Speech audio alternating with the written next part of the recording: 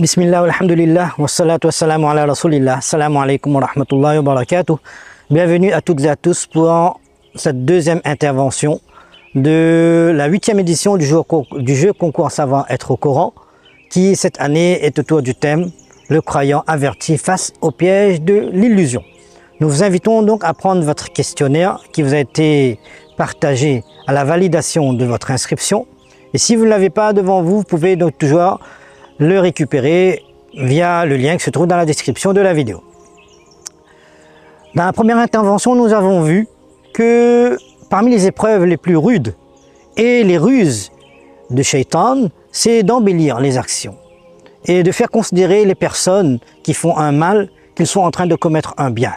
Du coup, Allah lui-même dit dans le Coran, dans le Surat Al-Kahf, Alladhina dalla sa'yuhum fil hayati dunya, les personnes dont les actions les plus perdants en termes d'action sont ceux dont les actions et leurs efforts ont été anéantis, égarés dans ce monde, et ils sont en train de comprendre et ils considèrent qu'ils sont en train de faire un bien. Ils font un mal, mais ils considèrent ce mal comme un bien. Les conséquences de cette ruse sont, et la conséquence principale de cette ruse est que la personne reste inconsciente, de sorte que lorsqu'elle fait un mal, quelquefois une personne fait un mal, elle peut prendre conscience par la suite et se repentir et rectifier le tir. Mais la personne qui fait un mal et qu'on considère ce mal comme un bien, alors cette personne ne pensera jamais à rectifier le tir, elle va continuer dans cette voie au point donc de s'égarer très loin. Aujourd'hui, nous allons voir dans cette intervention quels sont les moyens que le Coran nous propose et que Rasulullah nous propose pour ne pas tomber dans cette ruse de Satan et donc pour pouvoir éviter ce piège de Satan et dans cette illusion. On va faire un saut dans la vie du prophète sallallahu alayhi wa sallam. Le prophète sallallahu alayhi wa sallam a reçu la prophétie à l'âge de 40 ans.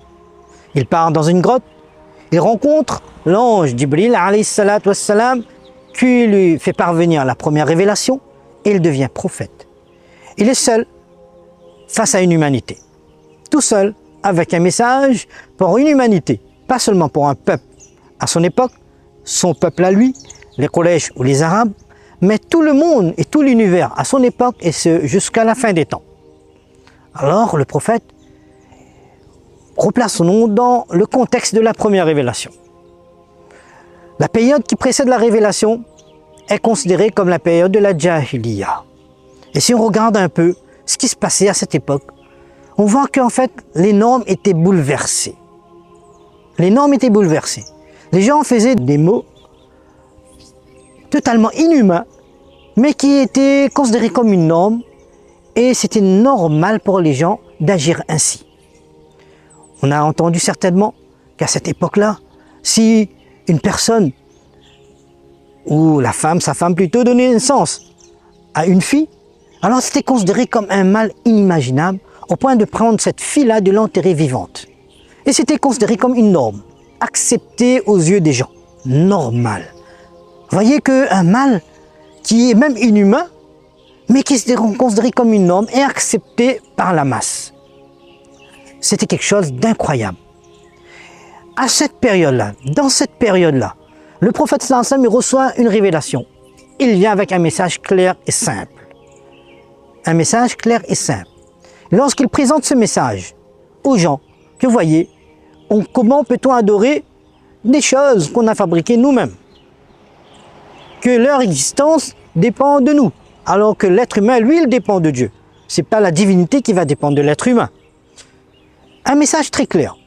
Il vient réformer ces personnes-là, et le prophète, il est considéré comme étrange et étranger. Les enseignements du prophète sont étrangers pour ces personnes.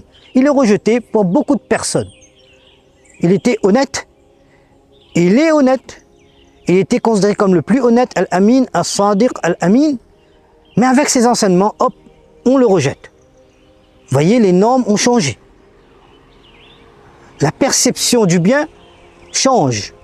Le mal a été considéré comme un bien, et ce qui était bien, le prophète lui amène, est considéré comme un mal. Au point que les gens commencent à formuler des questionnements, des objections. Comment, lorsqu'on deviendra poussière, alors on sera ressuscité, on se moque du prophète sallallahu alayhi wa sallam, etc., etc. Alors les enseignements du prophète sallallahu alayhi wa sallam sont considérés comme étrangers à la norme et aux valeurs mais qui étaient des valeurs bien sûr non acceptées et non acceptables à l'époque, mais les enseignements du prophète qui étaient la norme et les valeurs réelles étrangers. Et ce qui est extraordinaire, le prophète sallallahu alayhi wa sallam nous a dit, dans un hadith, nous fait comprendre que, un hadith cité par Muslim, que l'islam a commencé, était étranger, et il reviendra étranger à une époque. C'est-à-dire, la fin de l'islam sera comme les débuts. C'est-à-dire, vous voyez, comme au tout début, le prophète est venu avec un message clair, avec des principes, des valeurs claires, qui correspondent à la nature humaine et aux valeurs acceptées et agréées par Allah subhanahu wa ta'ala. Mais ces valeurs étaient considérées comme étrangères et rejetées. Mais arrivera un moment donné de l'histoire de l'humanité, on retrouvera à la même époque les enseignements de l'islam, que ce soit dans le domaine social, dans le domaine culturel, dans tous les aspects, l'islam deviendra comme étranger. C'est-à-dire, on ne peut pas, l'islam ne convient pas en fait aux normes actuelles. Il sera considéré comme étranger. Extraordinaire ce que Rasulullah sallallahu alayhi wa sallam nous a fait entendre et comprendre il y a des siècles de cela. Que l'islam deviendra comme étranger et donc rejeté certainement. Maintenant, ce qui est important de connaître là-dedans, quelle méthode le prophète, lorsqu'il a été confronté à cette situation, il a fait usage. Pour que certainement nous aussi, on utilise ces mêmes pédagogies, ces mêmes enseignements du prophète sallallahu alayhi wa sallam lorsqu'il était face à cette humanité et à cette façon d'agir et de réagir par rapport aux enseignements du prophète sallallahu alayhi wa sallam lorsque l'islam a été considéré comme étranger, mais lorsqu'il redeviendra, mais certainement il faudra refaire usage de ces mêmes principes et ces mêmes valeurs et ces mêmes enseignements que le prophète sallallahu alayhi wa sallam il a promulgué au tout début de l'islam. Et là, on revient, c'est un hadith de al-Mu'minin, Aïcha radiyallahu ta'ala anha, qui dit en substance, au tout début de l'islam, les premières révélations concernaient l'être d'Allah subhanahu wa ta'ala, le tawhid, la description du paradis et la description de l'enfer, la description de l'au-delà. Voilà les premiers enseignements du prophète sallallahu alayhi wa sallam. D'ailleurs, dans un autre verset de la sourate numéro 27, Allah subhanahu wa ta'ala nous fait comprendre. A'udhu billahi minash shaitanir rajim. Innal ladhina la yu'minuna bil akhirati zayyana lahum a'malahum fahum ya'mahun. Ceux qui ne croient pas, très certainement, ceux qui n'ont pas une croyance sur l'au-delà, en l'au-delà, sur la vie après la mort. Zayyana lahum a'malahum. Allah il dit que nous allons embellir leurs actions. Allah va embellir leurs mauvaises actions. Ça veut dire quoi? Dans notre verset, Allah il fait comprendre que Allah il a dédié, Allah il les a confiés à un compagnon, c'est-à-dire le démon, qui va les embellir leurs actions.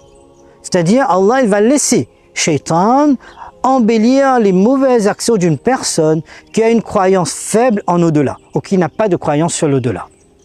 C'est-à-dire quoi? Il est important dans ces moments.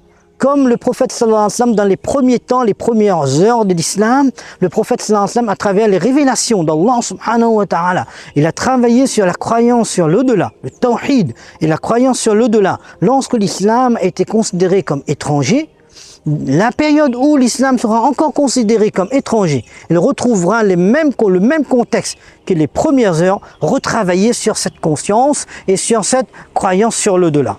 Et Allah dit que quand cette croyance-là, la yu'minuna bil akhirah, zayyana innal ladhina la yu'minuna bil akhirah, zayyana lahum a'malahum fahum ya'mahun. Ces personnes-là, lorsque la croyance sur l'au-delà, elle sera absente ou faible, alors Shaitan va prendre le dessus pour embellir leur action. En fait, c'est un moyen on ouvre la porte à Satan, à Shaitan, au démon, pour qu'il puisse embellir nos actions. En fait, on perd cette perception du bien et du mal avec l'absence de la croyance sur l'au-delà.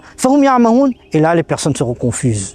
Ils ne savent plus, en fait, distinguer le bien du mal. Et le mal, Shaitan va l'embellir et on va considérer ce mal-là comme un bien. Et la croyance en l'au-delà, en fait, c'est une croyance essentielle, fondamentale, qui éveille les consciences. Quand une personne, elle est consciente que la vie de ce monde est éphémère et la vie de ce monde est vouée à se terminer. Et un jour, on va se présenter devant Allah subhanahu wa ta'ala. Et la vie de l'au-delà, c'est la réelle vie. Et la vie de l'au-delà, le bonheur de l'au-delà, c'est un bonheur absolu et éternel. Alors, ça motive un croyant. Même dans un monde où l'injustice règne, et où lorsqu'on essaie d'être bien, on est considéré comme mal, lorsqu'on fait quelque chose de bien, alors on est marginalisé, la croyance de l'au-delà va éveiller la conscience et va nous donner l'espoir, va nous permettre de vivre, va nous permettre de donner un sens à notre vie malgré l'obscurité et malgré les ténèbres qui vont régner dans ce monde, par rapport à nos croyances et par rapport à notre conviction et par rapport au fait que l'islam et notre croyance à nous, nos convictions à nous et nos valeurs à nous seront marginalisées et banalisées et totalement écartées, considérées comme non compatibles et étrangères. Donc c'est pour ça qu'il est important de travailler sur cette croyance sur l'au-delà, prendre un temps dans la journée, prendre un temps dans notre quotidien et penser à notre au-delà. Pensez à la vie après la mort, pensez à notre comparution auprès d'Allah subhanahu wa ta'ala, pensez au paradis, pensez à l'enfer, pensez à notre comparution et qu'adviendra-t-il de notre éternité? Où suis-je par rapport à ma vie de l'au-delà? Vous verrez que lorsque notre conviction sur l'au-delà sera ferme et à un niveau élevé, alors on sera protégé de beaucoup de choses et on retrouvera donc, sera un souffle à notre vie qui nous permettra en fait de cheminer, de partir tranquillement et une barrière contre Satan, un obstacle qui l'empêchera de nous attaquer et d'enjoliver ces actions-là pour qu'on ne puisse plus comprendre qu'est-ce qui est bien et qu'est-ce qui est mal. Donc, si on permet, Inch'Allah, subhanahu wa ta'ala, si Allah le permet, Allah, Inch'Allah, va continuer la troisième intervention pour avoir une autre ruse de shaitan et qu'est-ce qui peut nous empêcher de ne pas tomber dans ce piège, dans cette ruse de Satan, au point de ne plus distinguer le bien et du mal et donc de tomber sous le coup de cet avertissement d'Allah subhanahu wa ta'ala qui dit que les efforts dans ce monde seront anéantis et on considérera qu'on est en train de toujours bien agir. Wa akhiru da'wana alhamdulillahi rabbil alamin. Wassalamu alaikum wa rahmatullahi wa barakatuh.